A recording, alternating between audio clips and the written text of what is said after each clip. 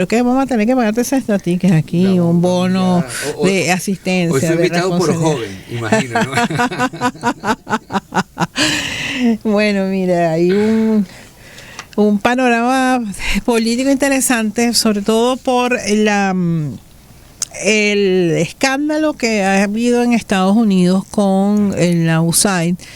Un escándalo que, bueno, yo creo que hay algunos despropósitos, sobre todo en la actitud de Elon Musk realmente frente a la USAID, pero que en Venezuela están teniendo unas repercusiones particulares, porque además confirman denuncias que se han hecho no ahora, no hace 10 años, hace por lo menos 20 años que se está denunciando la injerencia abierta de la USAID en financiar la desestabilización del sistema democrático venezolano. De eso vamos a conversar con nuestro invitado, pero le comentamos rápidamente.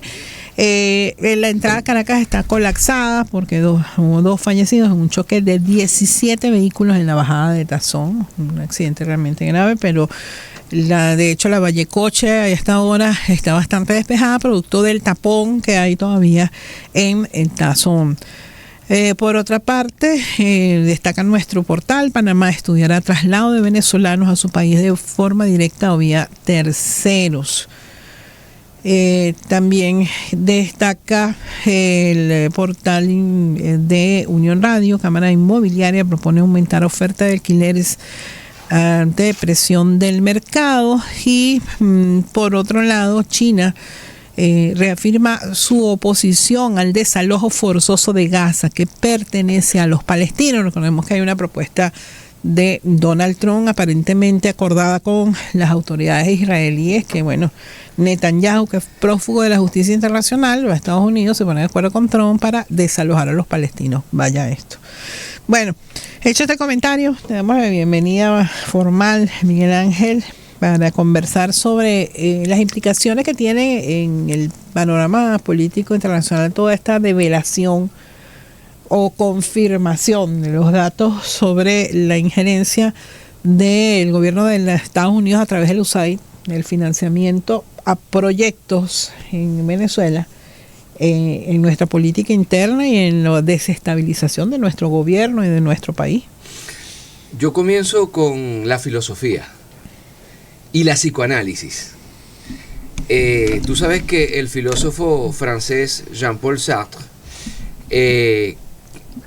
criticaba a Freud, diciendo que el inconsciente, el subconsciente no existía, que uno lo que se hace es el loco. Y él lo llamaba, Jean-Paul Sartre lo llamaba la mauvaise foi, es decir, la mala fe.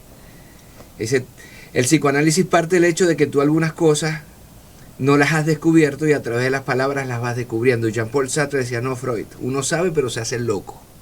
Un poco pasa con la oposición venezolana, o al menos con esta extrema derecha venezolana.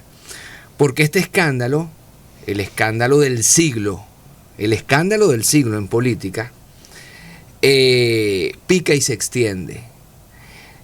Aquí también en este espacio yo te dije que la oposición, la extrema derecha venezolana, había muerto. Esa era mi hipótesis durante todo el segundo semestre del 2024. Así es. Y pareciese que esa hipótesis se estuviera cumpliendo, pareciera que esa profecía se estuviera cumpliendo. ¿Por qué? Porque resulta que no fue el Partido Socialista Unido de Venezuela, no fue el gobierno de Nicolás Maduro el que destapa los casos colosales de corrupción de la oposición venezolana con el tema de la USAID, sino que es precisamente la derecha, es decir, la derecha de la derecha, es decir, los republicanos más extremistas, es decir, los trumpistas, con Elon Musk incluido, que descubren esto que él mismo llama una bola de gusanos. Así se refiere a Elon Musk con el caso de la USAID. Y cuando te hablo de la mala fe, de la mauvaise foi sartriana, te hablo de eso, del hecho que muchos veníamos denunciando desde hace muchísimos años, Bueno, yo quiero hacer referencia, por ejemplo, Miguel Ángel, a una investigación que tú conociste, porque estuvimos trabajando en ella, un grupo de investigadores, donde, por ejemplo, en el origen de Primero Justicia como asociación civil está la USAID. Entonces, en los años 90, cuando se fundó Primero Justicia como asociación civil para promover la justicia de paz, uno de los primeros financiamientos que recibió fue de la USAID. Y estamos hablando de los años 90, ¿no? Y después el Movimiento Periodismo Necesario denunció ante la Fiscalía, a partir de las revelaciones que hizo Wikileaks con la publicación de una serie de documentos clasificados del Departamento de Estado, y exigió a la Fiscalía, y estamos hablando de hace 6 o 7 años, que se investigara a una cantidad de organizaciones, medios de comunicación y periodistas por el financiamiento que estaban recibiendo de la USAID vía distintas vías que se usaban en ese momento, y la investigación quedó como un poco en el limbo, ¿no? Pero bueno, este escándalo viene a confirmar lo que se venía diciendo desde hace décadas. Tú tocas un tema fundamental, y esto puede parecer odioso y hay gente que no lo quiere escuchar, pero aquí no solamente estamos hablando de la creación de un gobierno paralelo como el de Guaidó, donde se invirtió por parte de la USAID miles de millones de dólares. Es decir, no se trata solamente de un tema político, se trata también de inversión para desestabilización, para guarimbas, para intentos de invasión contra Venezuela. Aquí hay canales de televisión, aquí hay radios, aquí hay páginas web que han sido pagadas desde hace décadas con dinero sucio de la USAID. Aquí hay un llamado periodismo independiente, un llamado periodismo libre aquí en Caracas, en Miami, en Bogotá, un periodismo independiente que decía todo periodismo que no fuera supuestamente libre, un periodismo dictatorial, que nos tildaron de todo durante años y que resulta que recibían millones o centenas de miles de dólares en efectivo por parte de la USAID. Pero voy más allá. Aquí hay ONG que supuestamente en nombre de los derechos humanos se forraron de plata, pero voy más allá. Aquí hay bandas musicales que desde los años 90, desde los 2000, con el Festival de las Nuevas Bandas, aquí hay rockeritos supuestamente alternativos que ganan premios internacionales, que desde muchachos, desde el liceo, ya venían recibiendo dinero de la USAID. Es decir que toda la estructura mediática, cultural, de ONG privadas en Venezuela, que supuestamente luchaban liberalmente contra la dictadura, eran unos mantenidos. Por eso que Elon Musk y Donald Trump llaman una bola de gusanos, y esto hay que decirlo a los 4 vientos, porque no lo está diciendo, insisto yo, ni el chavismo, ni el PSV, ni lo está diciendo Donald Trump. En este concierto de organizaciones, medios de comunicación, bandas musicales, periodistas, influencers que han sido financiados desde un gobierno extranjero para influir sobre el clima político interno venezolano, destaca una organización en especial, Súmate, que desde su nacimiento, y hay que recordar cuándo nació Súmate. Súmate nació en el año 2002. En el 2004 fue conocida por la promoción de los firmazos para pedir el revocatorio contra el presidente Hugo Chávez. Ellos, sin esperar que la autoridad electoral definiera los términos en los cuales se recogerían las manifestaciones de voluntad para pedir el referéndum, comenzaron a recoger firmas, pero no es que recogieron firmas, es que hicieron firmas planas. Es que hicieron planillas enteras llenas con la misma letra.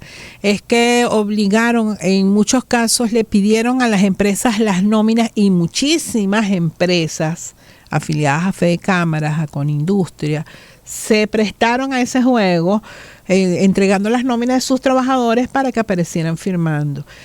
Por cierto, yo siempre reivindico a Luis Tascón, a quien se quiso acusar de crear una lista para perseguir a los que pensaban diferente, y que en realidad no. Lo que hizo Luis Tascón fue obtener la lista que Súmate había hecho, la base de datos de Súmate, y montarla en un buscador que permitía comprobar si tú aparecías o no. Y 10 años, 12 años, 15 años después, mucha gente se enteró que aparecía firmando porque las empresas donde había trabajado le habían prestado su nombre para que apareciera firmando, pero que nunca firmó nada. Ahora, aquí, más allá de las discusiones que tenemos que dar, discusiones políticas, discusiones en medios de comunicación, debate, aquí también tiene que darse entonces, y ya está comenzando una gran investigación por parte de los poderes públicos también del Estado venezolano. Aquí, y ya lo ha anunciado el fiscal general de la República, Tarek William Saab, tiene que abrirse una investigación con todas las de la ley. Aquí tiene que abrirse una investigación desde la Asamblea Nacional, y se vienen elecciones de diputados también. Dentro de la promesa de los futuros diputados y los diputadas también tiene que estar la investigación a toda esta gente. Aquí tiene que hacerse también procesos y llamados de extradición. Es decir, no es posible que un Leopoldo López, un Juan Guaidó, un Ledesma, un Julio Borges, insisto yo con el nombre de Julio Borges, un Vecchio, un Smolansky, un Pizarro, y para ustedes de contar, vivan como reyes, con no solamente el dinero de las cuentas bloqueadas de los venezolanos y los venezolanos, sino con los miles de millones de dólares que recibieron de la USAID. Mira, aquí hubo un caso de corrupción en el chavismo, que también salpicó a empresarios privados, y están presos. Y los que no están presos están siendo investigados, están siendo perseguidos a nivel planetario. Bueno, yo pido que se haga la misma justicia también con la gente de la oposición, con estos vagabundos, con estos dueños de medios de comunicación, con estas bandas musicales, con estas ONG.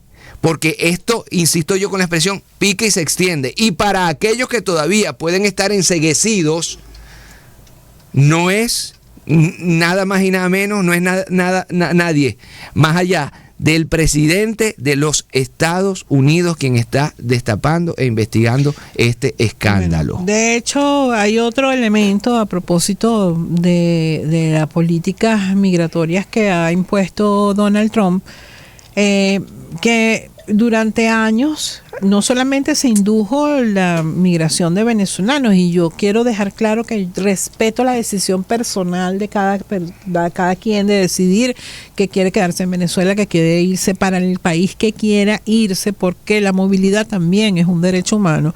Pero más allá de ese derecho, aquí hubo una campaña bien intensa, financiada también con dineros del exterior, para promover que los venezolanos se fueran de su país.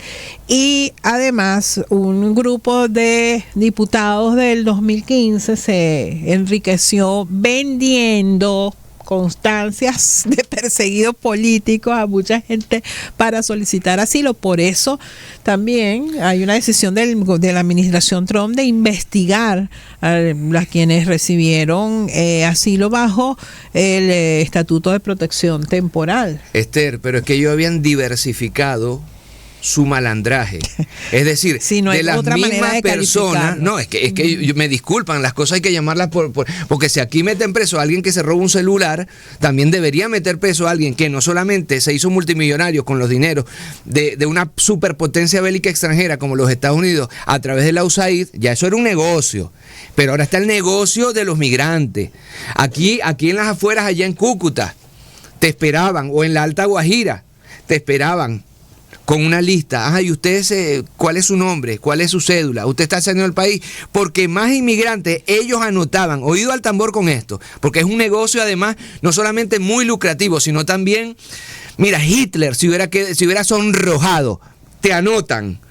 Y por cada venezolano recibían plata. Y aquí se quejaron desde Miami. Se quejó. Se dio en Cúcuta, se dio en Maicao, se dio en Brasil, Esther Chiaro, escúchame, amiga. Aquí nosotros vimos a Vecchio quejándose porque se daba más dinero por un migrante palestino, sirio o ucraniano que por un venezolano. A ellos le dan $4,000 por migrante y a nosotros 100, pero ya va, porque esto es más macabro de lo que parece. Primero piden sanciones y bloqueos. Venezuela, si recibía, imagínate una casa, $100 al mes para mantener, de pronto empezó a recibir $1, ¿ok? Aquí no había papel toalette. A las damas recuerdan que no había toallas sanitarias. Aquí nos pusieron a comernos un cable, por no decir otra cosa. Empezaron entonces una campaña. Yo recuerdo a Luis Chatén por allá, por los Andes, por Ecuador, por Perú. Luis Chatén entrevistando a venezolanos y compañía y todos estos influencers. Empujaron a muchos de nuestros compatriotas. Venezuela nunca fue un país de migrantes. Siempre recibió migrantes después de la Segunda Guerra Mundial, italianos, portugueses, españoles. Después de las dictaduras de Alcono Sur, chilenos, uruguayos, peruanos. Ajá. Nos hicieron, nos bloquearon, nos sancionaron, nos convirtieron en un país de migrantes, nos empezaron a empujar fuera de la frontera, nos anotaban en listas, se hicieron ricos con eso. Después que estamos afuera, escucha esto, Esther, después que estamos afuera, ¿qué hicieron? El Tren del Llano. Es decir, se inventaron una asociación para delinquir que sí existió en Venezuela, con 200, máximo 400 personas, malandros, armados, malos, lo que ustedes quieran. Pero de pronto esas 200 personas se convirtieron en un peligro de seguridad para la superpotencia bélica más grande del planeta, que son los Estados Unidos. Y de pronto hubo ramas por toda Latinoamérica y tenían estructuras armadas en Perú, en Chile. ¿Qué es eso? Y con eso no hicieron otra cosa que estigmatizar a los venezolanos y venezolanas que, insisto, te sacaron con el bloqueo, se hicieron ricos con las listas y ahora te tratan como un malandro. Y esto es necesario porque yo sé que Unión Radio es escuchada también por venezolanas y venezolanos fuera de la frontera, y es necesario que sepa que, y este que les está hablando salió a los 17 años, 1995, con una beca de estudio de Maracaibo, estudió 5 años en Roma y 6 en París. Terminé mi postdoctorado en el 2006 y me devolví. Es sabroso viajar, es un derecho humano, como tú dices, ser migrante, y el que está afuera que le vaya bien y al que está adentro también, pero aquí se empujó alevosamente a los venezolanos afuera para decir que estaban escapando y después hicieron un negocio, después te estigmatizaron y ahora te quieren dejar tirados allá, porque yo no he visto a ninguno defender a los venezolanos que están en el extranjero. No, estos que te mandaron a salir y que se hicieron ricos con eso, ahora están cuidando.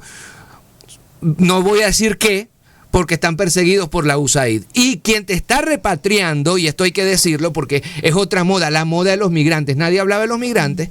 Ahora resulta que Petro, resulta que el otro, resulta que la otra. Aquí desde hace años existe un plan para repatriar de forma gratuita y no esposado, en las mejores condiciones y respeto por los derechos humanos, a los venezolanos. Es decir, los que están llegando ahora no son del Tren del Llano, ni mucho menos. Los que están llegando ahora no son diferentes a los que han venido llegando en los últimos años a Venezuela con el plan Vuelta a la Patria. Mira, siempre se nos queda corto el tiempo porque hay otros temas que quería que conversáramos, pero bueno, estás invitado para que pronto nos acompañes. Mientras me des esta tique. Bueno, entonces te agradezco mucho, Miguel Ángel Pérez Mireles, comunicador y escritor y político venezolano. Es el director, el fundador del portal laiguana.tv. Hacemos la pausa y volvemos en minutos.